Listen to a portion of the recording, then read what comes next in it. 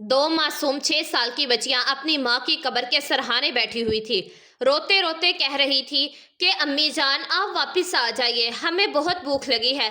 चाची हमें बहुत ज्यादा मारती है, हम आपको बहुत याद करते हैं। ये मंजर ऐसा दिल दहला देने वाला था कि देखने वाले की रूह भी झंझोड़ जाती थी।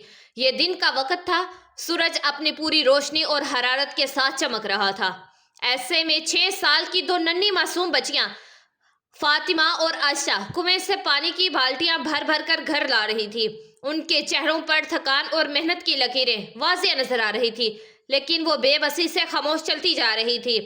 जब वो बाल्टियां उठाकर भैंसों के आगे रखकर घर के आंगन में आई तो अंदर से चाची की चीख गूंजी कि अंदर आने का तुम लोगों को किसने कहा था? जाओ पहले पूरा काम खत्म करो।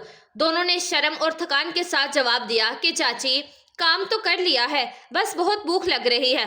चाची का गुस्सा और बढ़ गया और वो धारते हुए बोली कि ना काम की ना काज की, दुश्मन अनाज की। जाओ पहले जाकर सारे कपड़े धो, फिर जाकर तुम लोगों को खाना मिलेगा। और यूं वो दो मासूम बच्चियां भूखे पेट और थकी हुई हालत में अपने छोटे छोटे नन्हे नन्हे हाथों से कपड़े धोने लगी। जिंदगी उनके लिए एक सख्त इम्तिहान थी, जहां हर लम्हा जद्दोजहद और सब्र की दकन पर गुजरता था। 1 महीना पहले ही फातिमा और आशा के वालिदैन का इंतकाल हो चुका था। दोनों के सर से माँ और बाप का साया उठ गया था, पर माँ के जाने के बाद जिंदगी उनके लिए बेरहम हो गई थी। यूं वो अपनी चाची के रहमो करम पर आ गई थी, जो नहायत ही जालिम औरत थी। आज भी कुएं से पानी भरने के लिए दोनों बाल्टियां उठाकर जा रही थी। कुएं पर पहुंचकर आयशा ने कहा कि फातिमा, अम्मा की हमें बहुत याद आ रही है और बहुत ज्यादा भूख लगी है, चलो अम्मा की कब्र पर चलते हैं।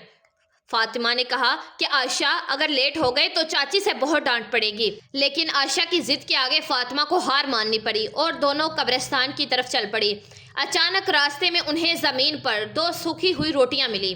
दोनों ने झुककर उन्हें उठा लिया, क्योंकि रिस्क की कदर उन्हें खूब मालूम थी। रोटियां हाथ में लिए वो कब्रिस्तान पर पहुंची। माँ की कब्र के पास आते ही उनकी आंखों से बेख्तियार आंसू बहने लगे।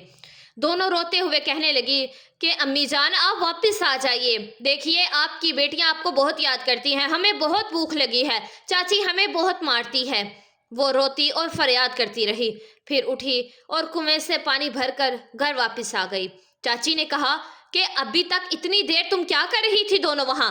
फातिमा ने कहा कि चाची वो कुएं पर गांव की और भी औरतें थीं, इसीलिए पानी भरने में लेट हो गई। चाची ने बचा खुचा खाना उनके आगे रख दिया। दोनों बहनों ने सब्र और शुक्र के साथ वो खाना खा लिया। यूं ही दिन गुजरते गए। एक रोज आयशा की तबीयत बेहद खराब हो गई। रात भर उसे खांसी और बुखार रहा और फातिमा उसके सरहाने बैठी रही। सुबह फातिमा ने चाची से कहा कि चाची आयशा की तबीयत बहुत खराब है, बुखार भी है और खांसी भी है, उसे डॉक्टर के पास ले चले। ये सुनकर चाची गुस्से से बोली कि तुम्हारे पास पैसे हैं कि डॉक्टर के पास जाना है? कुछ नहीं होता तुम जैसी मनहूसों के पास, चली जाओ यहाँ से और अपना काम करो, खुद ही ठीक हो जाएगी। दुखी दिल के साथ फातिमा वहां से वापस चले गई और आंगन में आकर बर्तन धोने लगी, मगर उसका जहन बार बार आयशा की तरफ जा रहा था, जो बुखार में अंदर तड़प रही थी। घर के कामों से फारिग होकर जैसे ही फातिमा अंदर गई, उसे देखकर दिल दहक गया। आयशा चारपाई पर बेहोश पड़ी थी, आंखें बंद और जिस्म बिल्कुल ठंडा पड़ चुका था।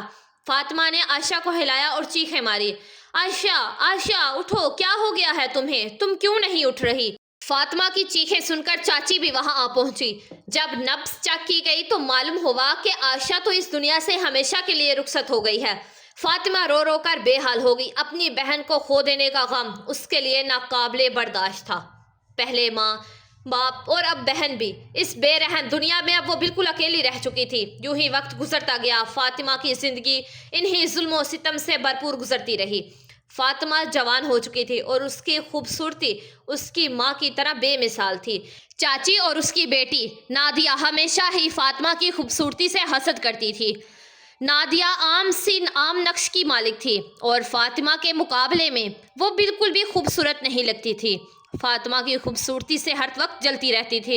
एक दिन एक अच्छा रिश्ता आ गया। चाची ने सख्ती से फातिमा को मना किया कि मेहमानों के सामने तुम बिल्कुल मत आना, मेरी बेटी नादिया खुद जाएगी। फातिमा ने खामोशी से सर हिला दिया, क्योंकि उसे इन सब बातों से कोई दिलचस्पी नहीं थी। मेहमान आए और बातों का सिलसिला जारी रहा। نادیہ چائے لے کر آئی مگر اچانک چائے اس کے ہاتھ سے گر گئی۔ زوردار چیخ کے ساتھ نادیہ نے فاطمہ کو آواز دی، فاطمہ یہ گندگی صاف کرو، میرا ہاتھ جل گیا۔ فاطمہ جیسے پرندے کی طرح دوڑتی ہوئی وہاں پہنچی، دل میں خوف اور اضطراب کے ساتھ۔ وہ جانتی تھی کہ بلاوا صرف اسی کی طرف تھا اور یہ اس کا فرض تھا کہ سب کچھ فوراً ٹھیک کرے۔ وہ فوراً گری ہوئی چائے اور کپ اٹھانے لگی۔ مہمان جو محض باتوں میں مشغول تھے اچانک سے فاطمہ کی خوبصورتی دیکھ کر حیرت زدہ رہ گئے۔ اس کے نئے نقش، اس کی خوبصورت رنگت اور بے ساختہ وقار نے سب کو جادوئی انداز میں متاثر کر دیا تھا۔ فاطمہ کی موجودگی میں خاموش حسن اور وقار تھا جو کسی بھی محفل کو بدل سکتا تھا۔ لڑکے کی ماں نے حیرت سے چاچی سے پوچھا کہ یہ لڑکی کون تھی؟ چاچی نے فوراً کہا کہ یہ ہمارے گھر کی ملازمہ ہے، یہاں کام کرتی ہے۔ مہمان خاموشی سے وہاں سے روانہ ہو گئے مگر چاچی کا غصہ اتنا زیادہ بڑھا ہوا تھا کہ اس کی آنکھوں میں آگ بھڑک رہی تھی۔ اب یہ غصہ فاطمہ پر نکالنا تھا اور وہ لمحہ قریب تھا۔ چاچی کا غصہ ایک دم پھٹ پڑا۔ اس کے چہرے کی لالی اور آنکھوں کی آگ کسی طوفان کی طرف اشارہ کر رہی تھی۔ اس نے فاطمہ کو ایک زوردار تھپڑ مارا اور چیختے ہوئے کہا کہ حرام خور، تجھے منع بھی کیا تھا کہ مہمانوں کے سامنے مت آنا، پھر تو باہر کیوں آئی؟ فاطمہ کی آنکھوں میں آنسو بھر آئے۔ وہ لرزتی ہوئی آواز میں بولی کہ چاچی آپ ہی نے تو بلایا تھا۔ نادیہ کے ہاتھ پر چائے گر گئی تھی مگر چاچی نے ایک لمحے کے لیے بھی نہیں سنا۔ اس دن فاطمہ اپنے زخموں اور دکھوں کے ساتھ کمرے میں بیٹھی تھی، روتی رہی اور ہر بار یہی درد دہرایا کہ جب بھی رشتے وارے آتے ہمیشہ فاطمہ کی خوبصورتی کی تعریف کرتے، اور یہ بات چاچی اور نادیہ کے دل میں ایک کانٹے کی طرح گھستی جا رہی تھی۔ چند ہی دن بعد چاچی نے ایک خطرناک منصوبہ بنایا۔ اس کے ذہن میں ایک خوفناک خیال پروان چڑھا، فاطمہ کو راستے سے ہٹانا ہی ہوگا تاکہ نادیہ کا رشتہ کسی شاندار گھرانے میں طے ہو سکے۔ مگر سب کے سامنے یہ کام کرنا ممکن نہ تھا۔ گاؤں والے تو دیکھتے اور سوال کرتے اور یہ قدم قانونی طور پر بھی خطرناک تھا۔ اگلے روز چاچی نے فاطمہ سے کہا کہ جاؤ کنویں سے پانی بھر کر لاؤ۔ فاطمہ نے خاموشی سے گھڑا اٹھایا اور کنویں کی طرف چل پڑی۔ پانی بھر کر جیسے ہی وہ گھر واپس پلٹی اچانک کسی نے اس کے منہ پر رومال رکھ دیا۔ وہ گھبرا گئی مگر لمحے بھر میں ہی بے ہوش ہو گئی۔ ایک رومال پوش آدمی خاموشی سے فاطمہ کو اپنے بازوؤں میں اٹھائے وہاں سے چل پڑا۔ فاطمہ بے ہوش تھی، دنیا سے بے خبر، نہیں جانتی تھی کہ اسے کہاں لے جایا جا رہا ہے اور یہ آدمی کون تھا جو اسے اپنے ساتھ لے کر جا رہا ہے۔ چاچی گھر کے آنگن میں مطمئن بیٹھی ہوئی تھی، تبھی اس کا فون بجا۔ فون کان سے لگاتے ہی وہ مسکرائی۔ دوسری طرف سے کسی نے کہا کہ کام ہو گیا ہے۔ چاچی کی مسکراہٹ اور زیادہ پھیل گئی۔ بیٹی نے پوچھا کہ امی کیا ہوا ہے؟ چاچی نے آہستہ سے آواز سے کہا کہ بیٹی کام ہو گیا ہے، اب اس مسحوس سے ہماری جان چھوٹ گئی ہے۔ دوسری طرف جب فاطمہ کو ہوش آیا تو وہ خود کو ایک کمرے میں پائی۔ وہ کرسی پر بیٹھی ہوئی تھی اور اس کے ہاتھ بندھے ہوئے تھے۔ خوف اور اضطراب کے ساتھ اس نے اپنے ہاتھ کھولنے کی بہت کوشش کی اور خوش قسمتی سے وہ کھل گئے۔ فوراً اس نے گھر سے باہر قدم رکھا۔ ذہن الجھا ہوا تھا۔ فاطمہ نے دیکھا کہ وہ ایک جنگل میں تھی۔ اچانک اس کی نظر ایک آدمی پر پڑی جو شاید کھانا کھا رہا تھا۔ آدمی کو امید نہیں تھی کہ فاطمہ اتنی جلدی اٹھ جائے گی۔ وہ فوراً فاطمہ کی طرف لپکا مگر اگلے ہی لمحے فاطمہ نے جنگل میں دوڑ لگا دی۔ اسے اچھی طرح سے سمجھ آ چکی تھی کہ وہ اغوا ہو چکی ہے۔ پاؤں میں کانٹے چبھ رہے تھے اور آنکھوں کے آگے بار بار اندھیرا چھا رہا تھا۔ دعا کا اثر ابھی تک باقی تھا۔ اگلے ہی لمحے وہ کسی سے زوردار ٹکرائی۔ دھندلی آنکھوں سے اس نے ایک نوجوان کو دیکھا اور پھر سب کچھ تاریک ہو گیا۔ جب دوبارہ ہوش آیا تو وہ خود کو ہسپتال کے بیڈ پر پایا۔ وہ لیٹی ہوئی تھی، اپنے ذہن کو بیدار کرنے کی کوشش کر رہی تھی، خوف اور الجھن کے درمیان۔ تبھی وہاں ایک نوجوان آیا، وہی نوجوان جس سے فاطمہ آخری بار جنگل میں ٹکرائی تھی۔ فاطمہ بہت گھبرا گئی، دل کی دھڑکن تیز ہو گئی۔ نوجوان نے نرمی سے کہا کہ آپ گھبرائیے مت، آپ سیف ہیں۔ وہ آدمی شاید آپ کو اغوا کر رہا تھا، میں نے آپ کو اس سے بچا لیا ہے۔ اب وہ شاید آپ کی چاچی کا نام لے رہا تھا کہ اس نے مجھے یہ سب کرنے کو کہا، لیکن میں اس وقت اسے پکڑ نہیں سکا۔ میں آپ کو ہسپتال لے آیا۔ یہ سن کر فاطمہ کی آنکھوں سے آنسو بہنے لگے۔ یقین نہیں آ رہا تھا کہ چاچی اپنے حسد اور غصے میں اتنی اندھی ہو چکی تھی کہ اس نے جان سے مارنے کی کوشش کی۔ وہ رونے لگی۔ اس نوجوان نے پوچھا کہ آپ کون ہیں، کہاں رہتی ہیں، آپ کے ماں باپ کہاں ہیں؟ میں آپ کو گھر چھوڑ دیتا ہوں۔ فاطمہ پھوٹ پھوٹ کر رونے لگی اور روتے ہوئے کہنے لگی کہ میرا اس دنیا میں کوئی بھی نہیں ہے. میں اپنی چاچی کے گھر پر رہتی تھی اور آج اس نے بھی مجھے مارنے کی کوشش کی. اب میں وہاں نہیں جا سکتی. نوجوان فاطمہ کی کہانی سن کر بہت تڑپ گیا. وہ کہنے لگا کہ آپ میرے ساتھ میرے گھر چلیں، لیکن وہاں بہت سی ملازمائیں ہیں، آپ ان کے ساتھ رہ سکتی ہیں. فاطمہ نے شکر بڑی نگاہوں سے اس کی طرف دیکھا، کیونکہ اس وقت اس کے پاس اس کے علاوہ کوئی اور چارہ بھی نہیں تھا. دوسری طرف چاچی کی بیٹی نادیہ کے لیے رشتہ آیا، جسے انہیں ہاں کر دیا. نادیہ کی شادی ہو گئی. گاؤں والوں سے چاچی نے کہا کہ فاطمہ اپنے کسی عاشق کے ساتھ بھاگ گئی ہے. گاؤں والے اسے برا برا کہنے لگے. ارے کیسی عورت تھی، بھاگ گئی، ماں باپ کی عزت بھی نہ رکھی. جبکہ چاچی خود مطمئن تھی. فاطمہ نوجوان کے بڑے حویلی نما گھر میں رہنے لگی. وہ یہاں کام کرتی اور چند ملازموں کے ساتھ رہتی.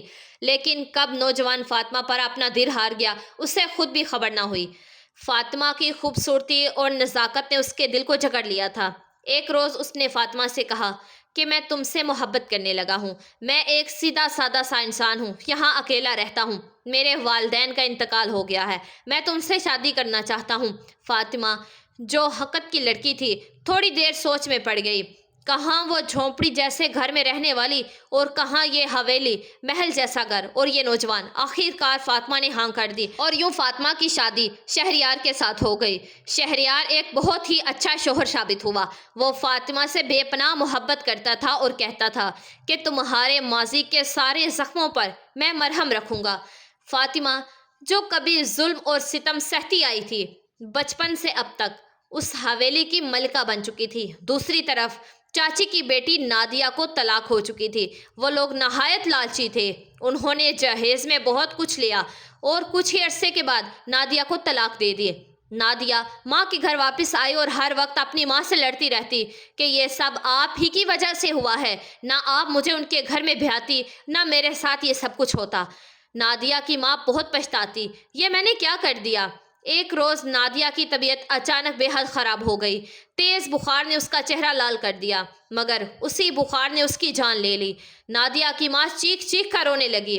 اپنی جوان بیٹی کے دکھ نے اسے اندر ہی اندر چاٹنا شروع کر دیا.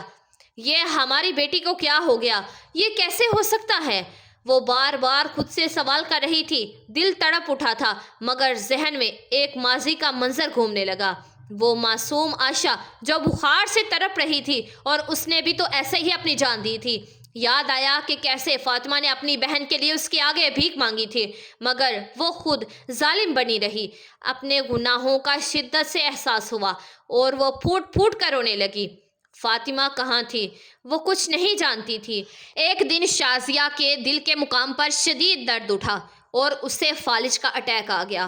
اب وہ چارپائی پہ بے بسی اور لاچاری کی زندگی گزارنے لگی. ہر لمحہ اسی انتظار میں تھی کہ کب فاطمہ آئے اور اس سے معافی مانگے.